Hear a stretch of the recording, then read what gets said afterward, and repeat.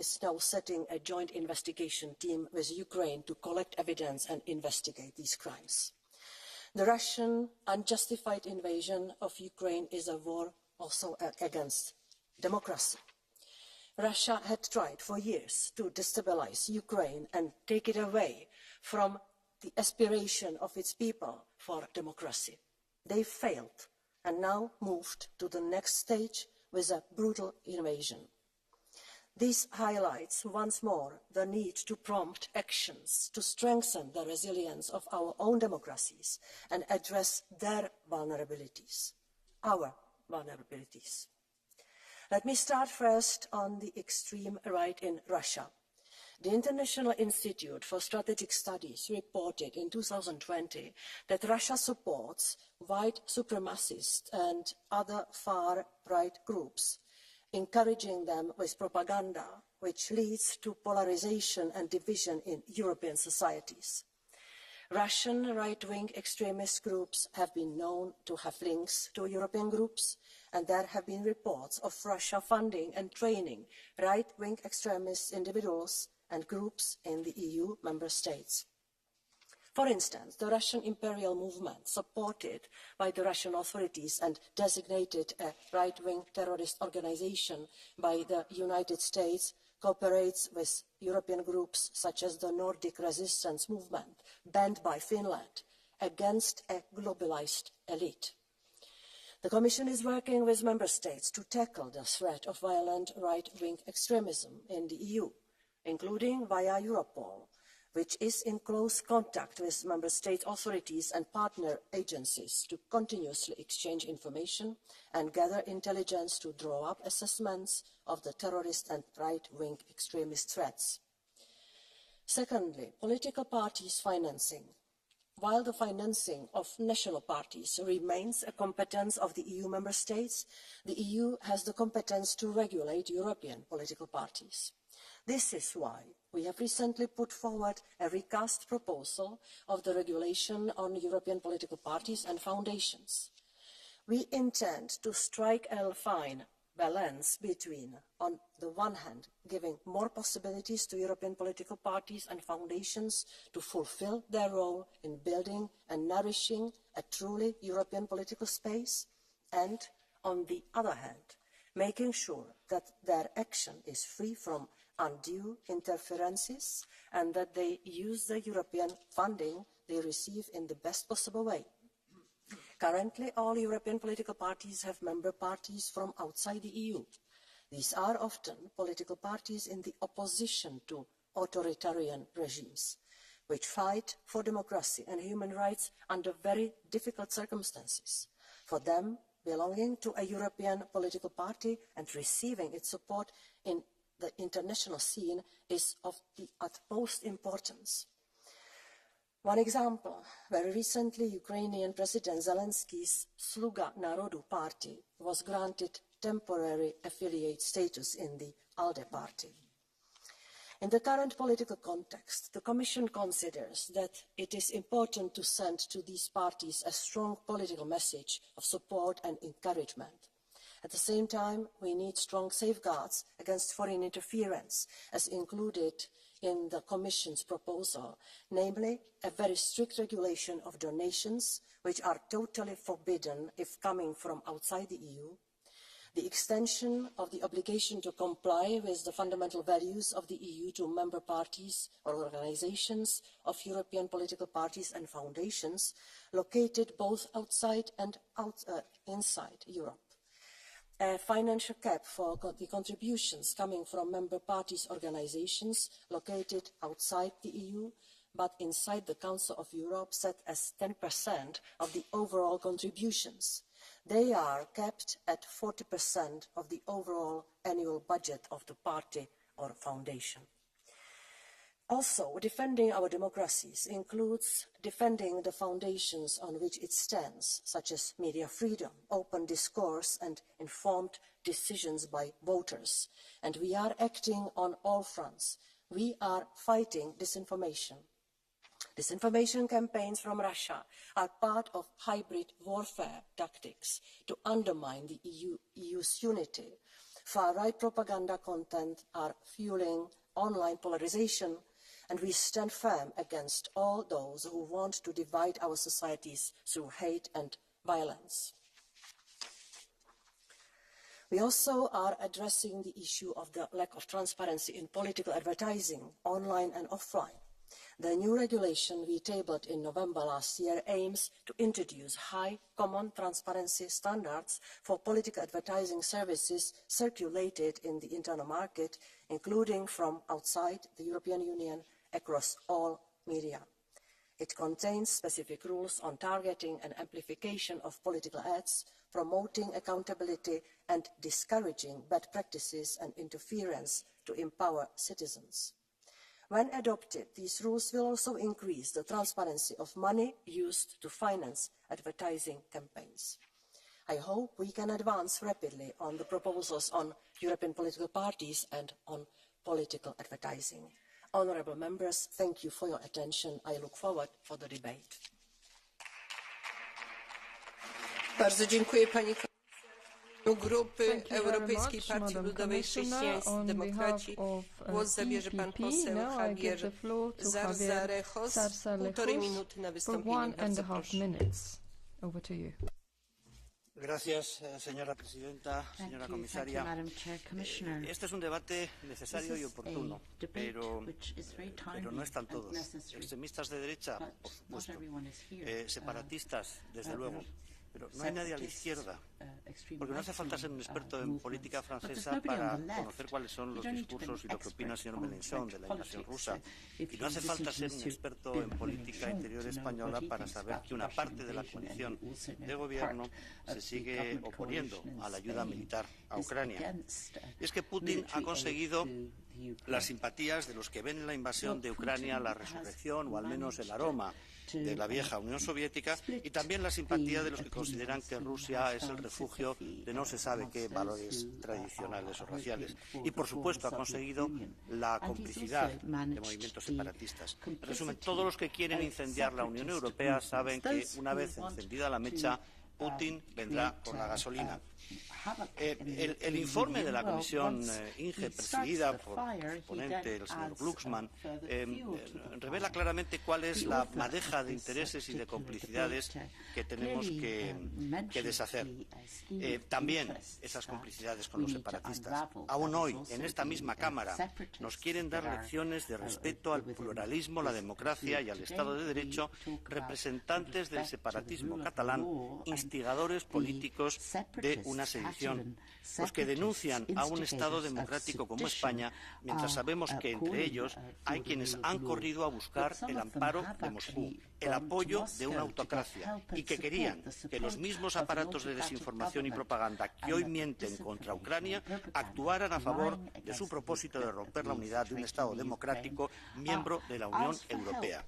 Y Rusia colaboró.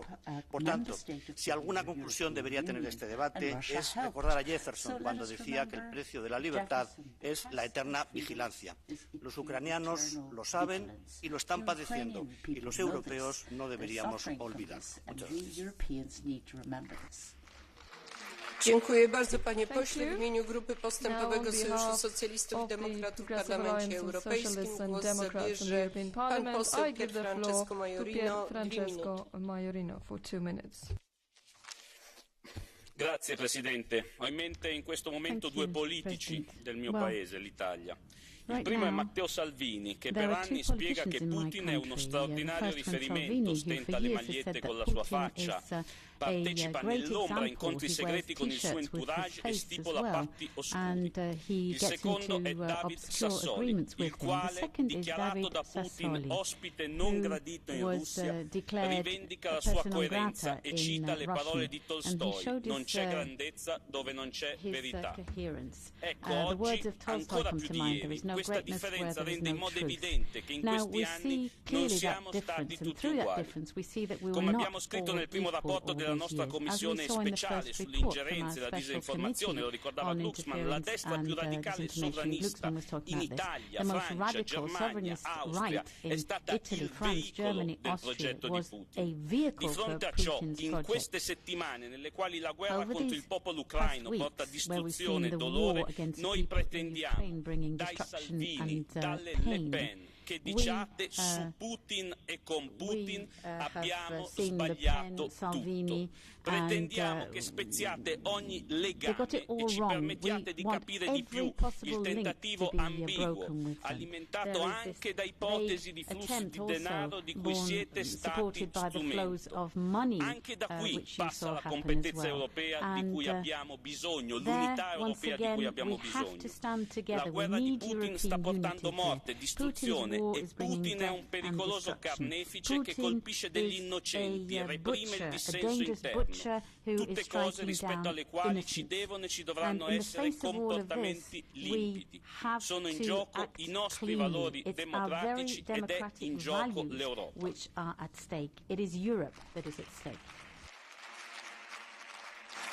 Dziękuję bardzo, panie pośle. W imieniu Grupy Renew Europy głos zabierze pani poseł Nathalie Loiseau, 1,5 minuty. Madame Loiseau, 1.5 minutes. L'extrême droite européenne se dit nationaliste et patriote. L'ennui, c'est que la nation qu'elle défend, c'est la Russie de Vladimir Poutine. Juin 2013, Marine Le Pen se rend en Russie. C'est le premier d'une série de déplacements à Moscou qu'elle effectuera avec zèle. Un de ses accompagnateurs résume le voyage. Il envie les Russes qui, eux, ont un vrai chef. Elle y retourne en avril 2014, juste après l'annexion de la Crimée. Marine Le Pen n'a pas d'état d'âme et reconnaît la Crimée comme russe. Le Kremlin se frotte les mains. Dans un échange de SMS qui a été hacké par des activistes et rendu public, deux membres de l'administration présidentielle russe se félicitent. Elle n'a pas trahi nos attentes. Il faudra d'une manière ou d'une autre remercier les Français. Je précise que cet échange n'a jamais été démenti. La récompense ne tardera pas, sous la forme de 2 prêts d'un montant total de 11 millions d'euros, à ma connaissance, toujours pas remboursés. En 2017, Marine Le Pen est reçue par Vladimir Poutine. On pourrait croire qu'elle en a honte aujourd'hui. Eh bien, pas du tout. La photo de sa poignée de main trône dans le livret, largement diffusé pour appuyer sa candidature à la présidence de la République française.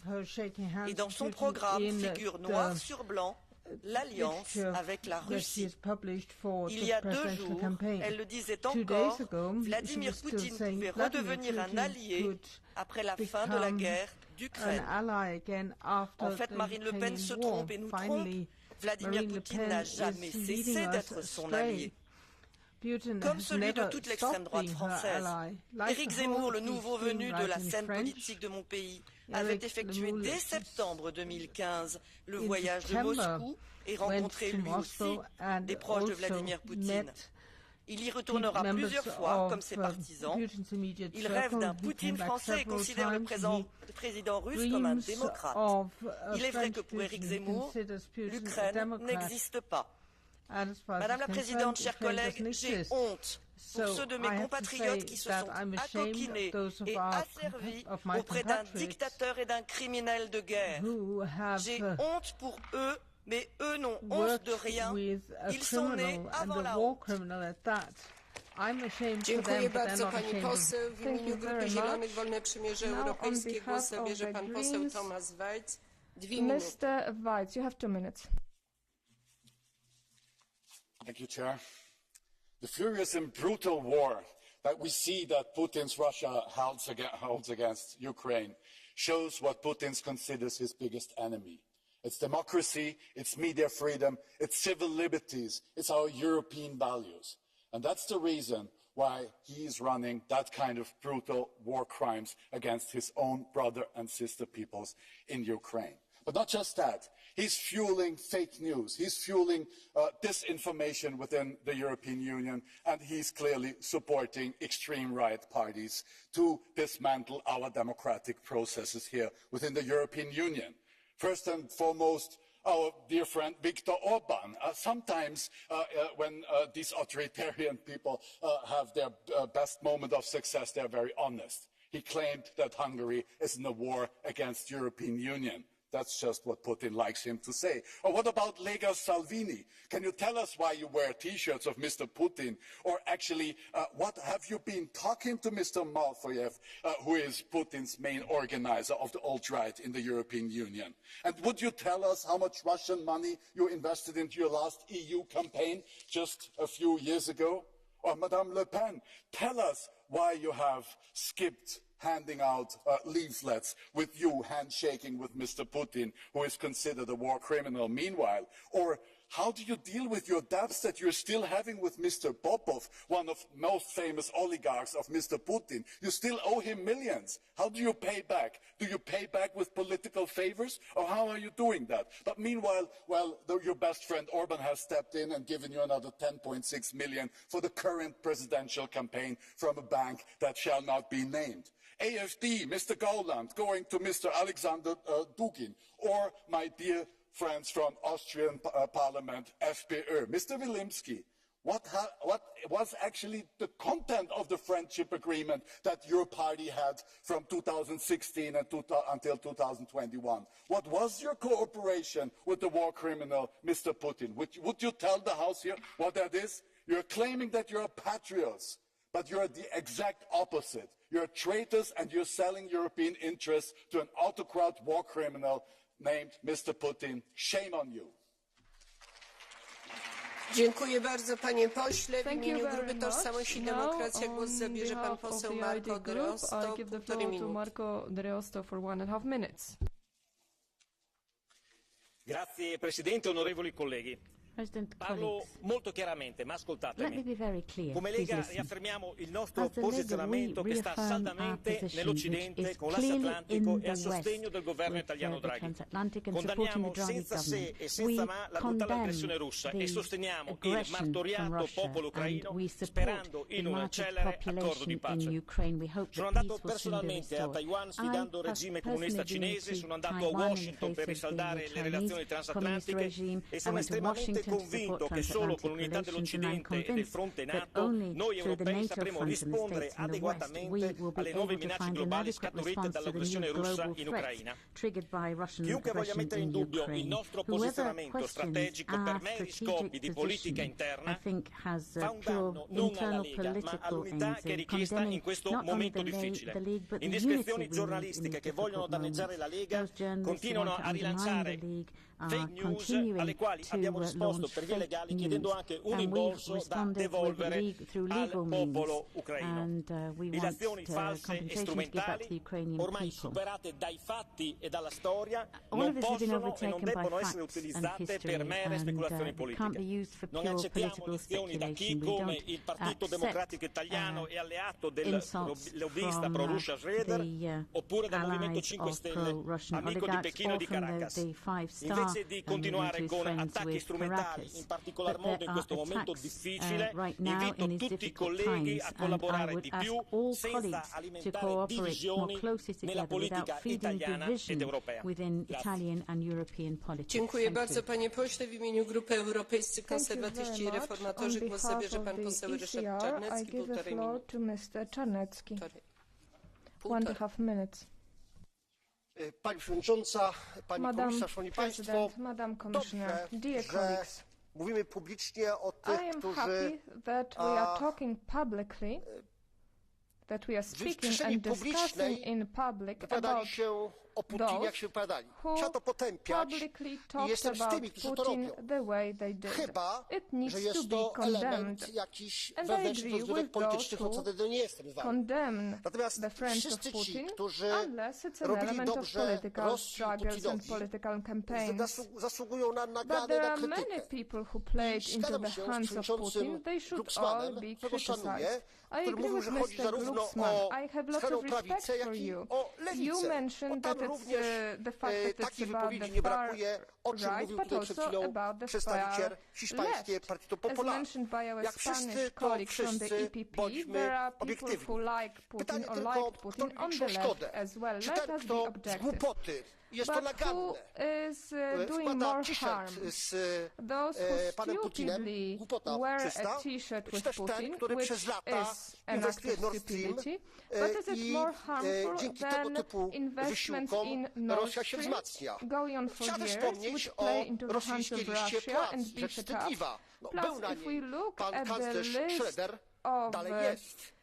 Była na niej minister zagranicznych Austrii, pani Klein, dalej jest. To są wysocy politycy, jak François Fillon, który zrezygnował. Co prawda, ale przez lata był.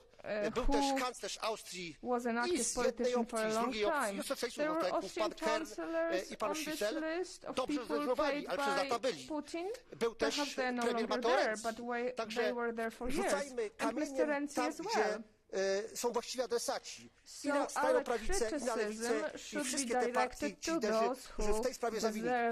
Regardless of the political spectrum. Dziękuję bardzo, panie pośle. W imieniu Grupy Lewicy w Parlamencie Europejskim GUE NGL głos zabierze pan poseł Miyazi Kizil-Jurek.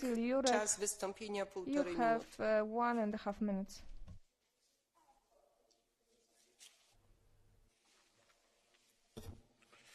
Dear President, extreme right in Europe wants to dissolve the European Union and go back to separate nation states. The Putin regime works also for the failure of the EU. Extreme right wants to replace pluralist democracy with so-called illiberal democracy. Together with President Putin, they undermine the rule of law. They prefer Sparta to Athenian democracy. Both the Putin regime and extreme right in Europe are implementing politics of ressentiment. The populist nationalists are mobilizing the anger of the masses, and the Putin regime is acting against Western civilization out of envy and hatred. Allow me to emphasize that not only the President Putin wants to see the EU dissolve, but also some forces somewhere, like in Washington. It was one of the advisors of the President Trump who wanted to coordinate the right-wing populists in Europe. To fight against all this, however, we should review the economic policies and create a socially just European Union. We need to minimize the inequalities which are source of anger and resentment. Dear President, like elsewhere, in my country Cyprus also, the separatists are looking up to Russia. We hope that Russian separatist movement in Ukraine will help so that my country, Cyprus, remain divided forever. We have to challenge separatist movements, and the best way to fight against separatism is to create functional multicultural democracies. This is our challenge. Bardzo dziękuję, panie pośle. W imieniu niezrzeszonych głos zabierze pan poseł Milan Uhlik. 1 minuta. Kolegovia, mám pocit, že pre Európsku úniu je extrémista pomaly už každý občan s iným názorom. Pred 10 rokmi to slovo extrémista poriadne v politike neexistovalo a dnes pri vláde netolerantných liberálov je za extrémistu označovaný pomaly už každý. Pamätám si pár rokov dozadu, keď nie ja, ale seriózne západné médiá označovali ukrajinský pravý sektor a ten batalión Azov ako neonacistické organizácie. Zrazu nikto nič nevidí, nikomu to nevadí. Pýtam sa, či toto je tá objektivita. Prečo sa tu v tomto pléne nikdy nehovorí o ľavicovom extrémizme, ktorý je takisto rovnako nebezpečný, dokonca nebezpečnejší, pretože mnohí ľavicoví extrémisti sú pri moci. Na jednej strane rozprávajú o osobných slobodách, ale zavádzajú povinné očkovania ako pasy. Na druhej strane rozprávajú o slobode slova, ale zavádzajú tu cenzúru. Ľudia nie sú slepí a nie sú ani hlúpi, prosím vás, tak vidia, kto je ten skutočný extrémista, kto ich oberá o slobody, kto ich oberá o dôstojnosť. A jedného dňa to, myslím si, že vo voľbách všetkým týmto ľuďom skončí. Dziękuję bardzo, panie pośle. Głos zabierze pan poseł Paulo Rangel, 1,5 minuty. Thank you, Madam President, Madam Commissioner. Há muito que são conhecidas as ligações de Putin e do seu regime a vários movimentos europeus. Em primeiro lugar, movimentos de extrema-direita, como os movimentos de Le Pen, de Salvini e de outros. Em segundo lugar, movimentos separatistas. O caso, por exemplo, da questão catalã, onde a interferência russa foi clara. Mas também, por exemplo, o caso do Brexit. O Brexit, que desferiu um golpe profundo na União Europeia, foi incentivado e apoiado diretamente por Putin e pelo regime de Moscou. E por isso nós temos também de olhar não apenas às ligações, que são ligações ideológicas e que são à extrema-direita, mas também à extrema-esquerda, aos Siriza, ao Podemos, aos partidos da extrema-esquerda portuguesa. Temos também de olhar à questão do separatismo. E aí, como relator que sou para a Bósnia e Herzegovina, é fundamental fazer um alerta a esta Câmara e a todas as instituições europeias. Neste momento, como de alguns anos a esta parte, Putin está a instrumentalizar instintos separatistas na Bósnia para criar desestabilização e trazer de novo a guerra. O risco na Bósnia e Herzegovina, hoje que se fazem 30 anos sobre o início da guerra, nunca foi tão grande como é agora, depois dos Dayton Peace Agreements. E por isso é fundamental, para travar Putin, que a União Europeia faça o seu trabalho em favor da paz e do desenvolvimento e do caminho europeu da Bósnia e Herzegovina.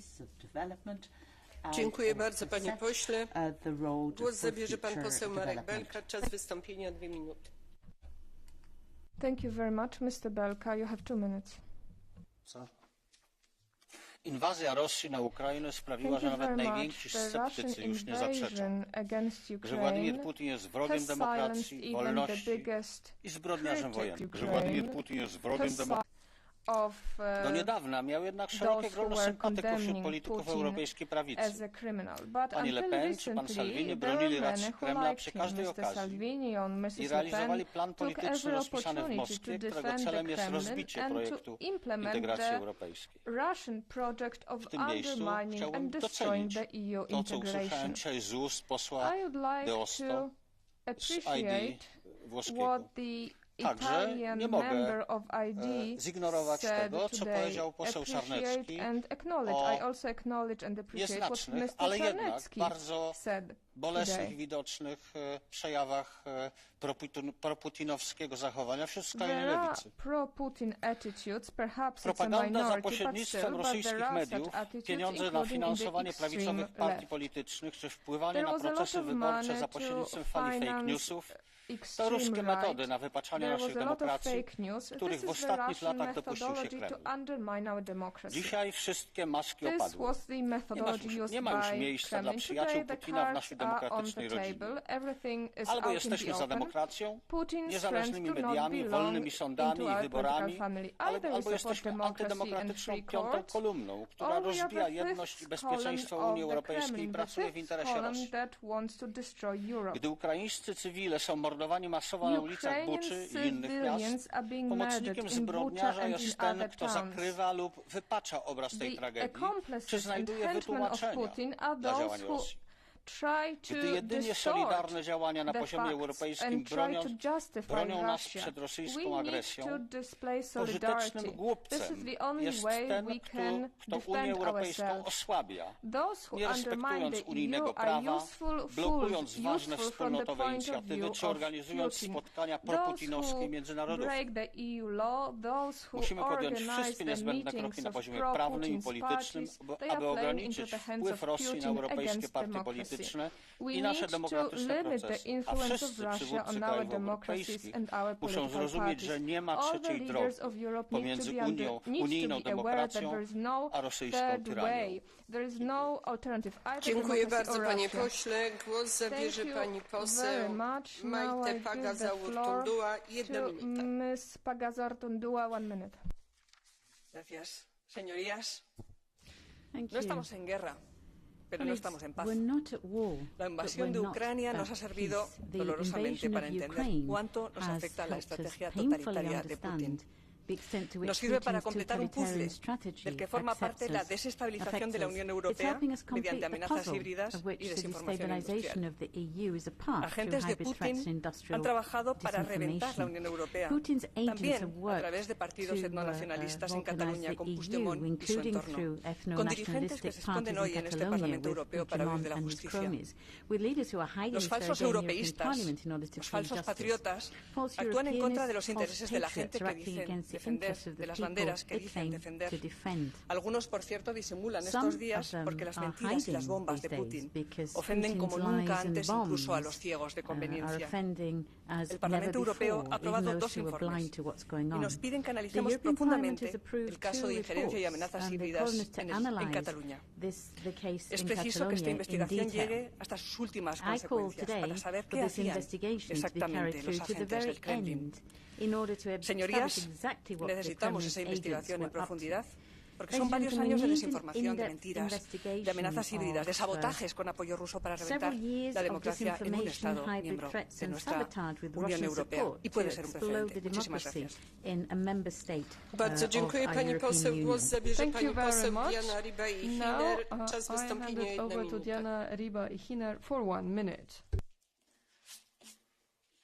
Gracias, presidenta, comisaria. Sí, la influencia rusa en Europa nos preocupa. Nos preocupa que el PP incorpore a la extrema derecha de Vox, los títeres de Putin en España, en el gobierno de Castilla y León, y que esto solo sea la antesala de un futuro gobierno reaccionario. Nos preocupa que Josep Borrell, en el 2018 como ministro de Exteriores, pensara que la mejor idea para luchar contra las fake news fuera pactar con el régimen de Putin la creación de un grupo de seguridad contra la desinformación. Traigo malas noticias para aquellos que hoy en esta Cámara están intentando hacer aquello que Rusia sabe hacer con tanta destreza: desinformar y manipular. El independentismo catalán comparte los consensos que hoy tenemos en esta Cámara: la paz, la defensa de los valores europeos y la lucha contra la extrema derecha. Nuestros compromisos políticos son transparentes. Trabajamos para ser un Estado miembro en pleno derecho en una Unión Europea federal, diversa, socialmente justa, verde, feminista y radicalmente democrática. Muchas gracias. Dziękuję bardzo, pani poseł. Głos zabierze pan poseł Nikolaus Fest, 1,5 minuty. Very much. Now Nikolaus Fest for 1.5 minutes. Frau Präsidentin, vielen Dank. Herr Glücksmann, Sie hatten gesagt, es gebe viele von Putin bezahlte Politiker oder auch solche, die seine Stichwortgeber waren. Da gebe ich Ihnen ausnahmsweise mal recht. Ja, das stimmt. Ich nenne mal ein paar. Zum Beispiel Mélenchon, einer Ihrer französischen Kollegen. Oder Wolfgang Schüssel von der ÖVP.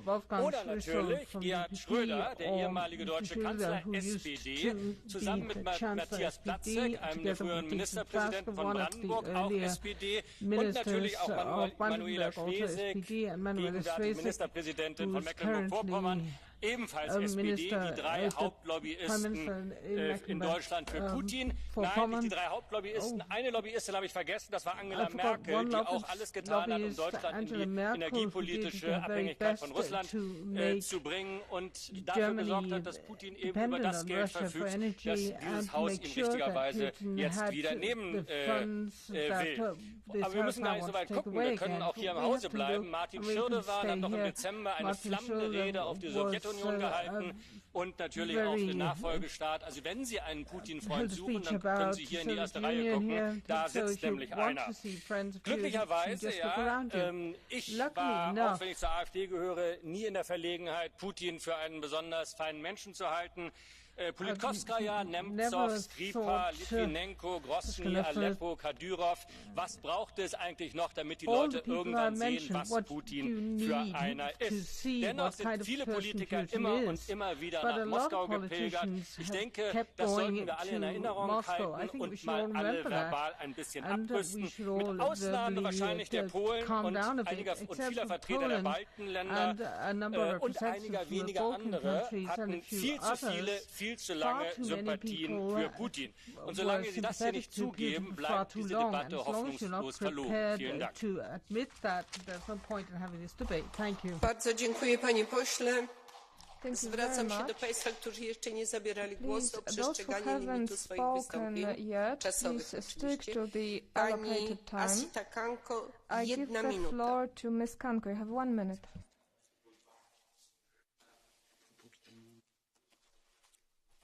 I'm a bit confused. Is it normal that it's 42 seconds speaking time? I have 1 minute. Okay, thank you. Yeah. Bepaalde partijen zijn blijven koketteren met het Rusland van Poetin, ook toen duidelijk was dat Poetin zich al gedeeltelijk buiten de internationale rechtsorde had geplaatst. Met de annexatie van de Krim, de destabilisatie in de Donbass, de inmenging in de Amerikaanse verkiezingen en het vergiftigen van tegenstanders. Een partij uit mijn lidstaat, het Vlaams van tegenstanders. Een partij uit mijn lidstaat, het Vlaams Belang, heeft zich laten instrumentaliseren om de bedenkelijke claims van Poetin op het oosten van Oekraïne te legitimeren. Zij stuurde in 2014 waarnemers naar het zogenaamde onafhankelijkheidsreferendum op de Krim en in 2018 naar de verkiezingen in de regio Donetsk. Zij reisden niet af op kosten van de OVSE, maar reisden in opdracht en kosten van de schimmige pro-Russische NGO Eurasia Observatory for Democracy and Elections. Mijn vraag nu is, wat is de band van bepaalde partijen vandaag in Europa met Poetin of de Russen? Krijgen partijen in Europa geld? Dat moet onderzocht worden. Maar het spectrum van dit debat had ook breder gekund. We zien ook nogal wat extreem linkse organisaties en partijen bokkenwerk leveren over hun houding ten aanzien van Rusland. Er werd ook vastgesteld dat Russisch geld doorstroomde naar milieugroepen en partijen om de ontginning van schaliegas tegen te houden en de EU afhankelijk te houden. Ik wil de waarheid hierover. De commissie heeft werk. Dziękuję bardzo pani poseł. Głos zabierze pan poseł Antoni Comini Oliveres, 1 minuta.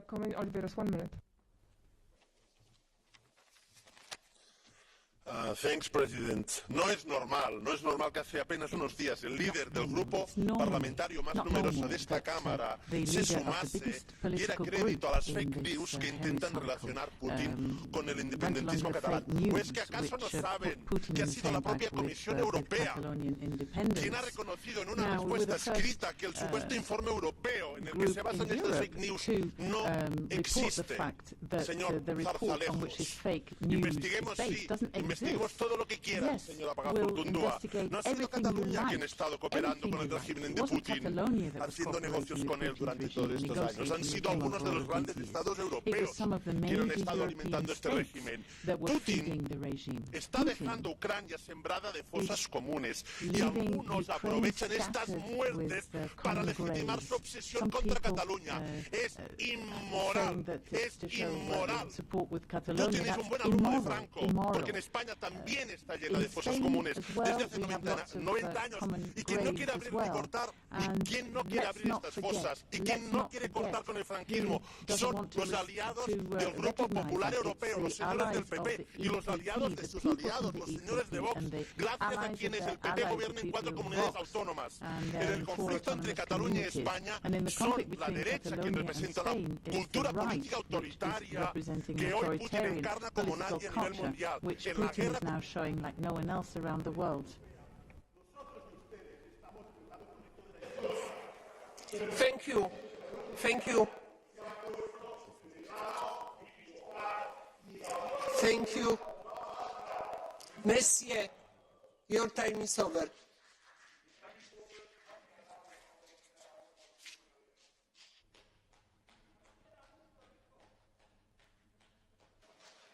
Bardzo proszę o zabranie głosu pana posła Andriusa Kubiliusa. To speak for 1.5 minutes.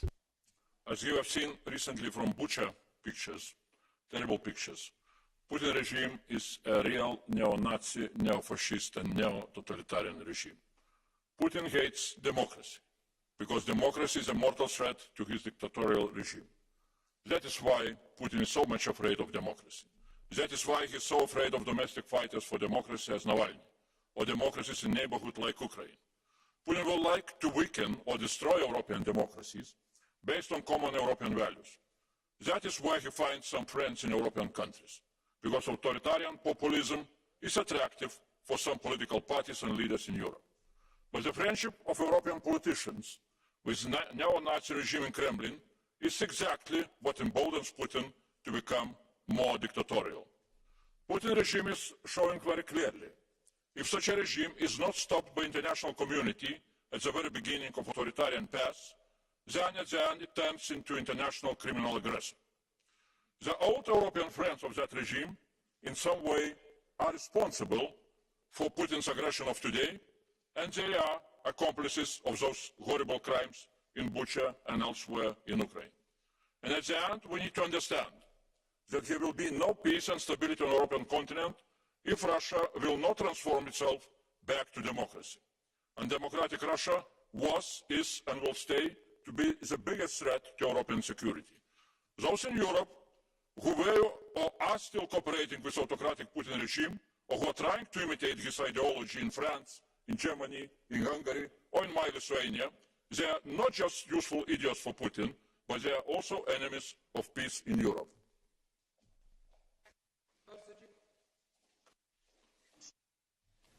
Bardzo dziękuję, panie pośle. Głos zabierze pan poseł Andreas Schieder. You have 1.5 minutes.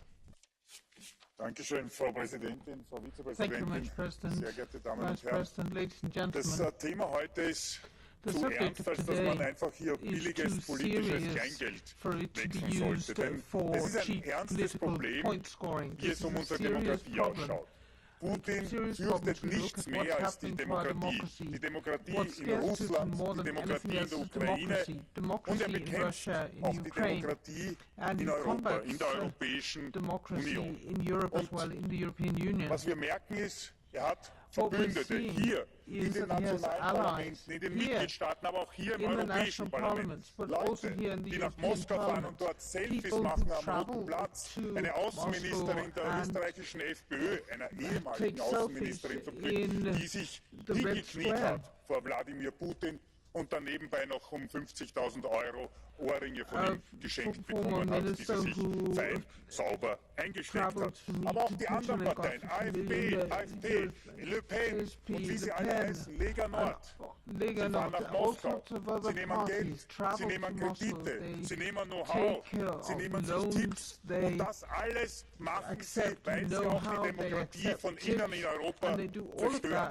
Damit durch ihr Handeln. Es gibt sogar welche, die haben einen Freundschaftsvertrag unterschrieben, wie die FPÖ in Österreich. Und die haben dann noch vergessen, den Freundschaftsvertrag zu kündigen, obwohl sie es behauptet haben. Und der läuft dann noch ein paar Jahre weiter. Das ist die Realität einiger Parteien hier im Haus und in den europäischen Parlamenten, die von Sauberkeit und Nationalstolz sprechen. Und in Wahrheit nur Stiefelecker von Wladimir Putin sind. Bardzo dziękuję, panie pośle. Głos zabierze pan poseł Bart Grothaus, ale ja nie widzę pana posła. W związku z tym bardzo proszę o zabranie głosu panią poseł Gwendolyn Deblos-Corfield. 1 minuta. 1 minute.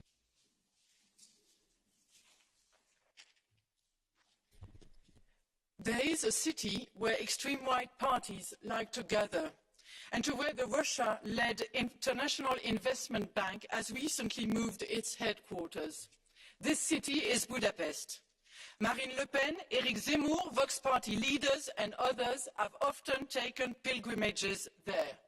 In March 2021, Viktor Orban called for the creation of a new European right-wing force for his type of people, those who he says wants to protect their families and homelands. There is a country where Zelensky is portrayed as an enemy, where doubts are publicly voiced about Russian responsibility in the invasion of Ukraine, and where Ukraine's suffering does not evoke that much empathy. This country is Hungary. And there is a government who does not protect European and NATO information from Russian spying. Indeed, Hungarian diplomacy has practically become an open book for Moscow through the hacking of the Fidesz Ministry of Foreign Affairs network hacking which the government had direct knowledge of but failed to alert their European counterparts. Budapest could become the entry point for Russian disinformation, Russian money and the connecting thread between extreme right organizations. Bardzo dziękuję pani poseł. Głos zabierze pan poseł Roman Hajder. Półtorej minuty. Danke, Frau Präsident. Diese heutige Debatte ist heuchlerisch und ein Tiefpunkt des EU-Parlaments. Da wird ein brutaler Krieg völlig schamlos als Vorwand genutzt, die einzige Opposition in diesem Parlament zu diskreditieren.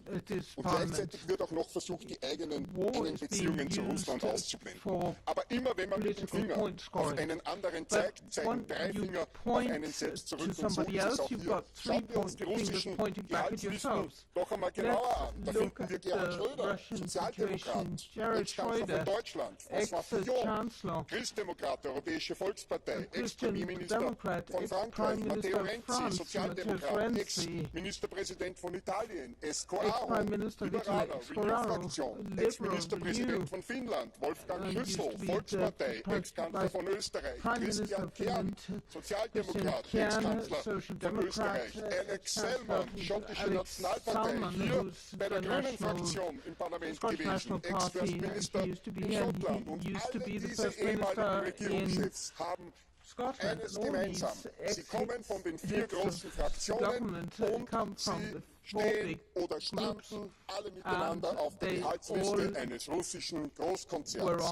Die wurden und werden alle miteinander mit Hunderttausenden, ja mit Millionen Euro für Engagement zugunsten Putins bezahlt. Und Sie wagen es, auf andere zu zeigen, das ist Heuchelei in Reinkultur.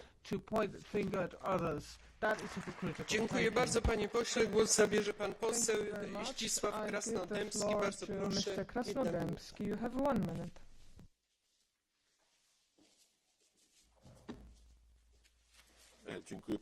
Dziękuję pani premier. No musimy powiedzieć sobie, że gorzka prawda polega na tym, że niemal cała Europa zatruła się Putinem i zatruła się Rosją. Wbrew naszym ostrzeżeniom, naszym polskim ostrzeżeniom. Prawica europejska w wielu krajach zachodnich uwierzyła, że Putin jest obrońcą tradycyjnych wartości. Niektórzy separatyści uważali, że Rosja może być sojusznikiem w dążeniu do zmiany granic w Europie. Lewica, Domingo czy Jean-Luc Mélenchon we Francji przelała swoją miłość do Związku Radzieckiego na dzisiejszą Rosję. Ale wpływy Putina największe i najbardziej niebezpieczne były i są w partiach rządzących, socjaldemokracji i tzw. centroprawicy. Wiemy, że Francja sprzedawała broń mimo sankcji. Putinowi o tym powinniśmy tu dyskutować. Dopiero dziś ujawniane są, że przez rzekomo tak niezależne media nazwiska i tutaj były wyliczane, ja mógłbym nie wyliczyć. Dzisiaj nie ma odpowiedzialnych za te lata polityki epismowej. Ta debata służy zatarciu tej odpowiedzialności i odwróceniu uwagi od współczesnych Chamberlainów, którzy teraz udają, że byli zawsze Churchillami. Dziękuję bardzo, panie pośle. Głos zabierze pan poseł Erno Schaller-Barros.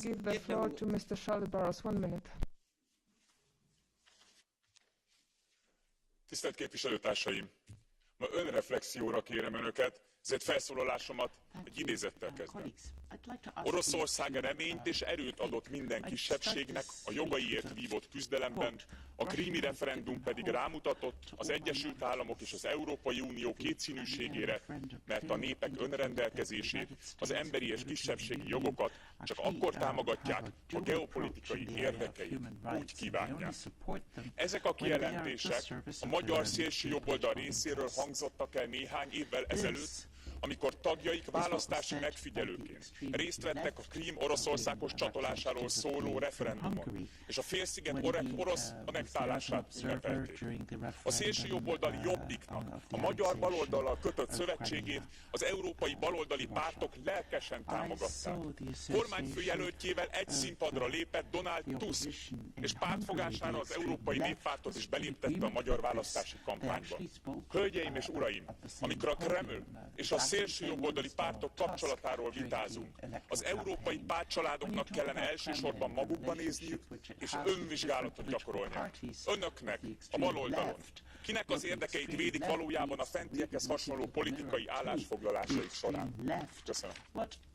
Dziękuję bardzo, panie pośle. Głos zabierze pan poseł Juan Ignacio Zoida Alvarez. 1 minuta. Thank you very much. Now, Mr. Zolda Alvarez for 1 minute. La peor pesadilla de Putin es una Unión Europea sólida y unos Estados miembros cohesionados. Por eso, durante años, el presidente ruso trató de sembrar la discordia dentro de la Unión Europea, apoyando proyectos disgregadores como el Brexit o financiando partidos extremistas, pero también fomentando la secesión dentro de muchos Estados europeos, apoyando a movimientos separatistas como el catalán. Algunos secesionistas catalanes, liderados por quien se encuentra fugado de la justicia, no dudaron en reunirse con oligarcas, con diputados del partido de Putin y con representantes de sus servicios de seguridad. Iban de excursión a Moscú creyéndose que eran agentes secretos, pero no eran más que, como decía Lenin en su día, los tontos útiles del Kremlin. Aquí no vamos a recibir lecciones de democracia de ninguno de los que no han rendido ante la justicia española. En los Estados de Derecho, como España, hay que cumplir con la ley y, desde luego, hay que cumplir con la sentencia de los tribunales. Algunos secesionistas querían a Putin como aliado. Estuvieron dispuestos a pactar hasta con el diablo para conseguir sus objetivos. Por eso, aquellos que se reunían con el régimen de Putin, exhibiendo el lazo amarillo, jamás podrán llevar este lazo azul y amarillo de Ucrania. Frente a Putin y frente a los extremistas, termino, Presidenta, y los separatistas, es hora, más que nunca, de la unidad de toda Europa. Muchas gracias. Dziękuję bardzo, panie pośle. Głos zabierze pani poseł Simona Bonafè. Now, Simona Bonafè for 1 minute. Grazie Presidente. Con l'invasione dell'Ucraina da parte della Russia ci siamo trovati tutti uniti contro l'atto d'aggressione militare deciso da Putin. Eppure se riavvolgiamo il nastro ci accorgiamo che non è sempre stato così, che in questi anni non siamo stati tutti dalla stessa parte. Di fronte alla nostra condanna di un regime che soffoca il dissenso interno e limita le libertà democratiche, c'è stato chi, si chiamasse Le Pen o Salvini, Putin lo ha elogiato, anzi lo ha mostrato proprio in quest'Aula con tanto di maglietta da fan club come un esempio politico e culturale. Gli stessi che mentre accusavano noi di essere succubi degli interessi di Bruxelles si recavano a Mosca per stabilire legami e reperire finanziamenti, così promuovendo un progetto politico internazionale chiaro che aveva Putin come un punto di riferimento e il sovranismo come alternativa alla costruzione europea. Allora ci fa piacere che oggi tutti abbiano condannato l'aggressione dell'Ucraina, ma non basta. Bisogna che ci sia una presa di distanza vera da ora in poi da quel Putin che ha sempre solo avuto un obiettivo: destabilizzare l'Europa, indebolirla, dividerla, fino ad intervenire nelle vite delle nostre democrazie con la disinformazione programmata e il sostegno diretto a forze politiche vicine al regime contrarie all'integrazione europea. Adesso per tutto questo non c'è più spazio. Bardzo dziękuję pani poseł. Głos zabierze pan poseł Michal Šimečka. 1 minuta. Ďakujem veľmi pekne. Vážení kolegovia, už si nezakrývajme oči. Vladimír Putin riadi demontáž demokracie v našich krajinách priamo z Kremla. A to už dávno nie je o nepriamých dôkazoch, o podozrivých prepojeniach či fiktívne vyzerajúcich pôžičkách pre politikov krajnej pravice. Špioni, ktorých Vladimír Putin inštaloval po Európe, dlhodobo a systematicky rozvracajú európsku demokraciu. V mojej krajine na Slovensku tajná služba len pred pár dňami odhalila a zdokumentovala, ako diplomati ruskej ambasády naverbovali, korumpovali a využívali plukovníka slovenskej armády či pseudonovinára z konšpiračného média. Naša naivita voči Putinovi už zašla priďaleko. Nesmieme viac tolerovať, že Rusi pod diplomatickým krytím uskutočňujú vyzvedačskú činnosť, korumpujú našich občanov, šíria dezinformácie a polarizujú spoločnosť. Skutočne, ak chceme Vladimíra Putina zastaviť, nielen, že musíme vyhostiť jeho špiónov, ale musíme si uvedomiť, koľko ľudí aj v našich krajinách im v rozvracaní európskej demokracie pomáhalo. Ďakujem veľmi pekne. Bardzo dziękuję. Głos zabierze pan poseł Daniel Freund. 1 minuta. Thank you very much, Mr. Freund. 1 minute. Dear colleagues, the biggest friend of Vladimir Putin in the European Council is Viktor Orban. If you just look at who sent the first congratulations after the election, those came from Putin, they came from Salvini, they came from Le Pen.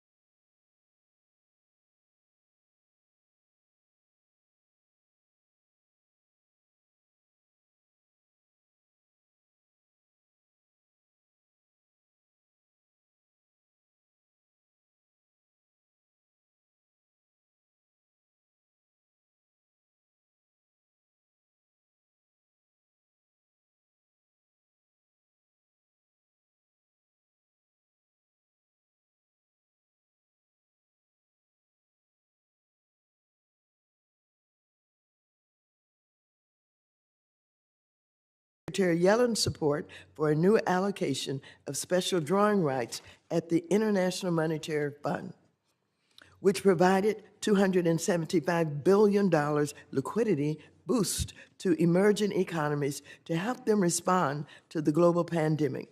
There will also be a new test of the strength of the international financial system and its international financial institutions, which will center on the ability and willingness of Western nations to adequately respond to the humanitarian, energy, security, and food insecurity crisis caused by the war in Ukraine, but our work is not done.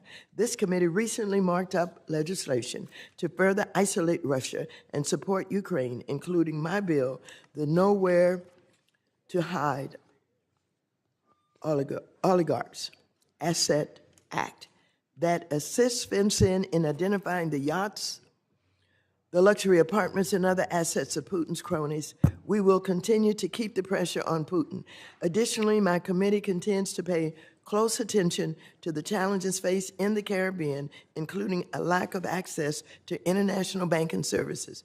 So I want to see a concerted effort by international financial institutions to focus on the Caribbean and show the world that development is possible even under the most challenging circumstances. So, Secretary Yellen, I look forward to your testimony. I now recognize the ranking member of the committee, the gentleman from North Carolina, Mr. McHenry, for 4 minutes. Thank you, Madam Chair, and thank you, Secretary Yellen, for appearing before the committee.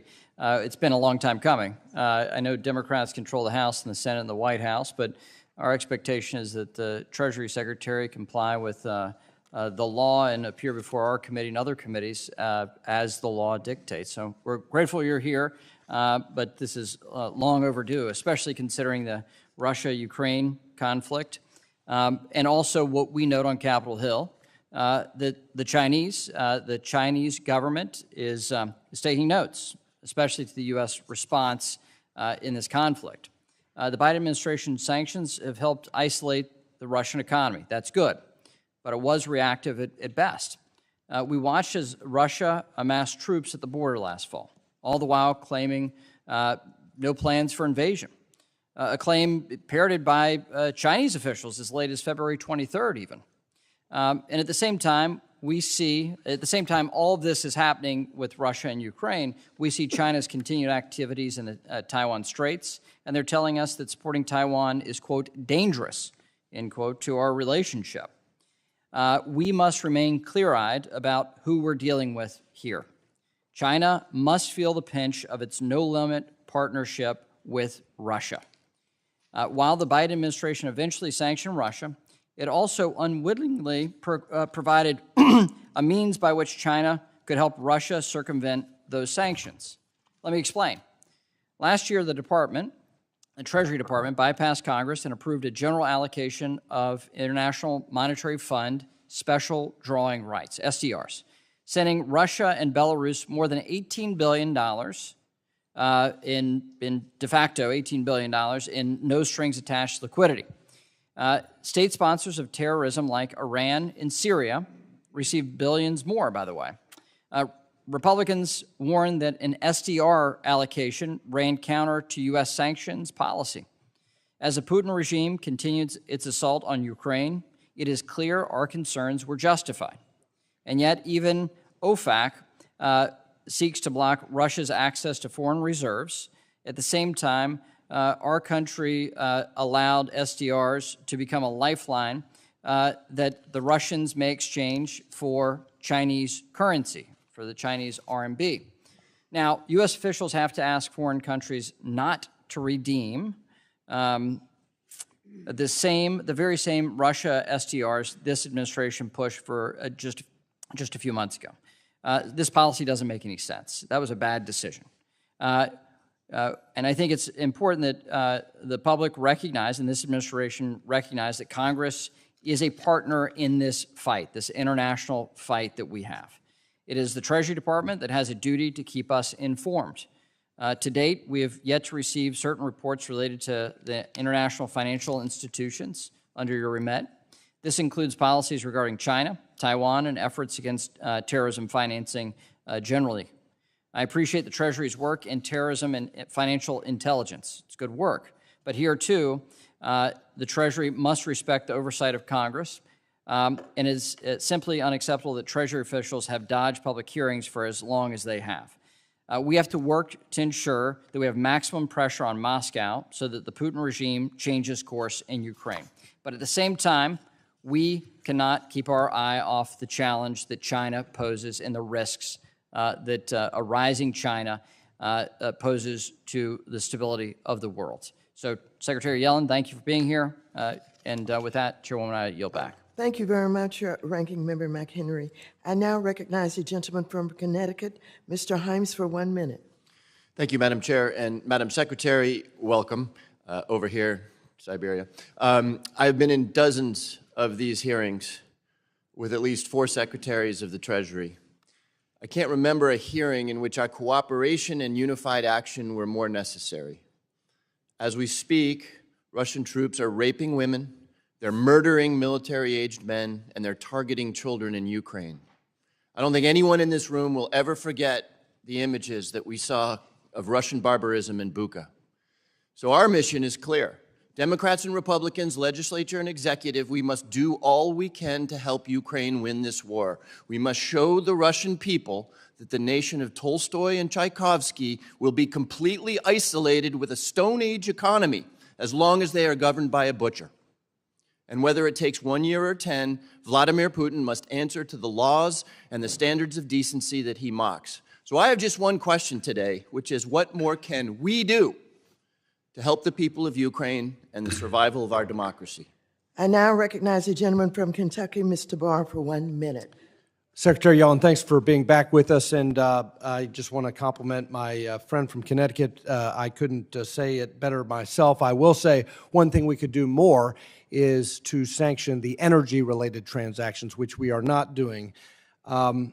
Russia's war in Ukraine highlights the important role of the Office of Foreign Asset Control within Treasury to put economic pressure on Putin and the Russian military. U.S. sanctions, coordinated with our allies, have had some effect, but we can do more, as I said. The atrocities on display, especially in recent days, necessitate that the U.S. use its full sanctions power, including comprehensively limiting Russia's ability to profit from oil and gas sales. We are not sanctioning energy-related transactions. We need to do so now. The IMF is also at a crossroads. The fund plays an important role in promoting international macroeconomic stability, yet scandals at the top of the organization and its mission creep into issues like climate change create a lack of confidence in its leadership. This hearing will focus on Treasury's representation of U.S. interests at IFIs, and I look forward to today's testimony. Thank you very much. I want to welcome the Honorable Janet Yellen, Secretary of the United States Department of the Treasury.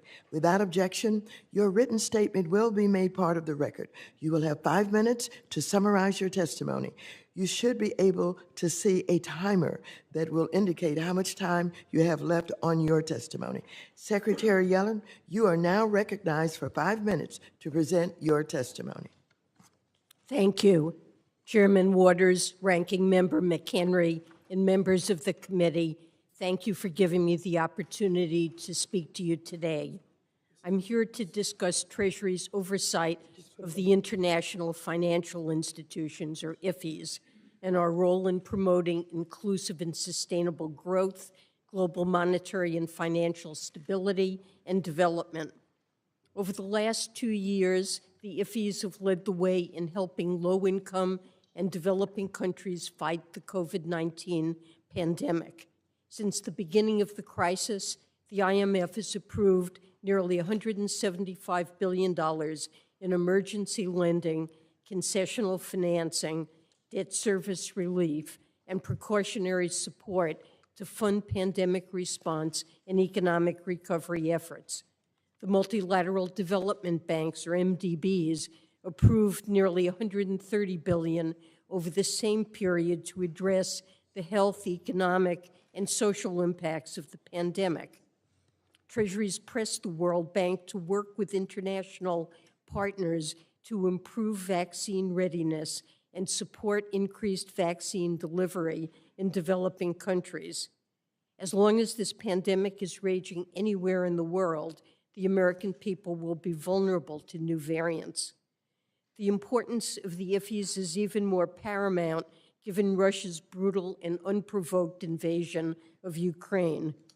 Russia's actions, including the atrocities committed against the innocent Ukrainians in Bucha, are reprehensible, represent an unacceptable affront to the rules-based global order, and will have enormous economic repercussions in Ukraine and beyond. Treasury is committed to holding Russia accountable for its actions, so it cannot benefit from the international financial system. President Biden has rallied over 30 countries, representing well over half the world's economy, to impose swift, severe sanctions and export controls on Russia. Treasury is also working with our partners to block Russia from accessing benefits from the international financial institutions. Both the World Bank and the European Bank for Reconstruction and Development had ceased approving new financing for Russia since the unlawful annexation of Crimea in 2014. Since the invasion, these institutions have announced further measures to prevent Russia's and Belarus's access to financial and non-financial assistance. Since the start of the war, rapid IMF and World Bank assistance has allowed Ukraine fiscal space to pay salaries for civilians, soldiers, doctors, and nurses, while also meeting its external debt obligations.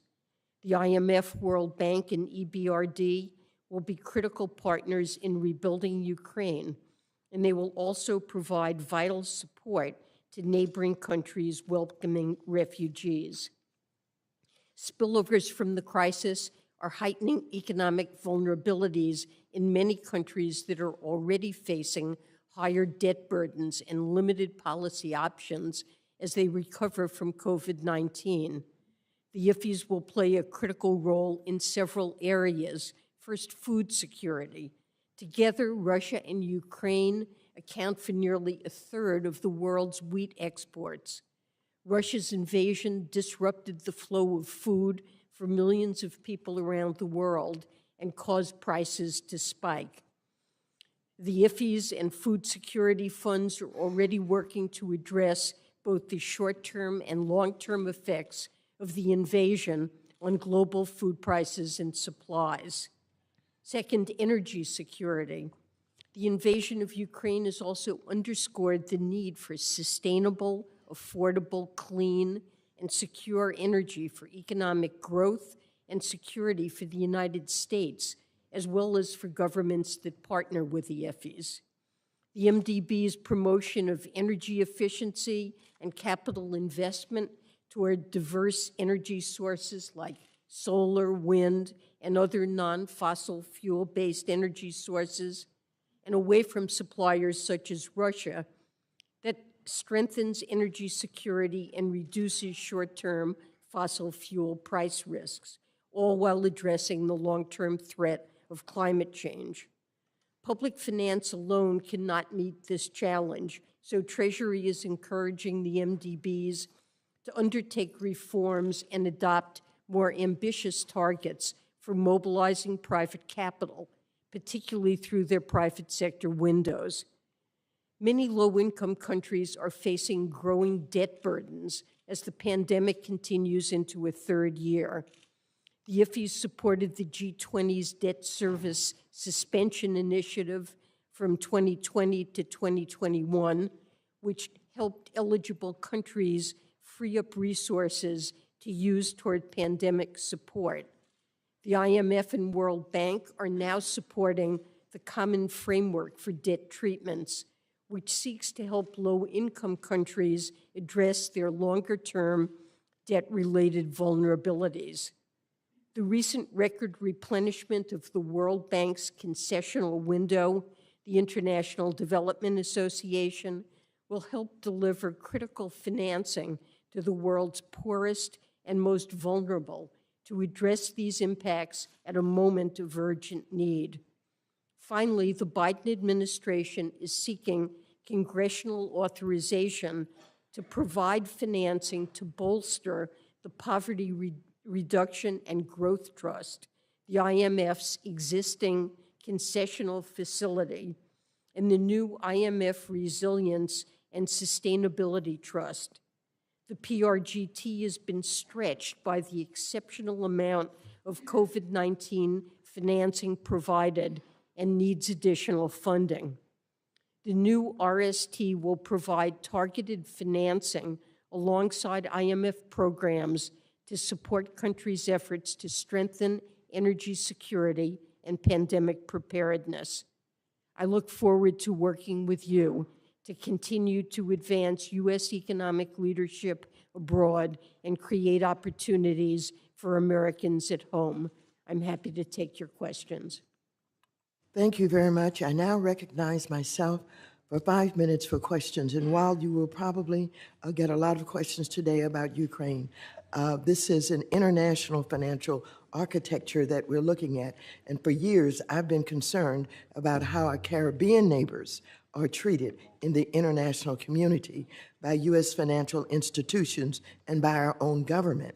In particular, I'm concerned that as a result of United States government actions and overly cautious U.S. banks, countries like Barbados, the Bahamas, Jamaica, and others have been cut off from access to capital and credit.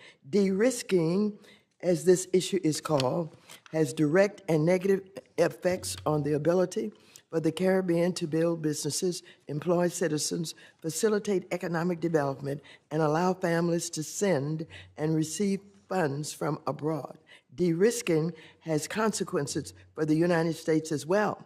The Caribbean region is both geographically and historically close to the United States, and it is not only an important trading partner, but also a strong, reliable ally in security cooperation. This is why this committee passed legislation which was signed into law through the Anti-Money Laundering Act of 2020 that directs the Treasury to lead a government-wide strategy on de-risking and provide that strategy to Congress later this year. Madam Secretary, can you speak to the importance of the Caribbean region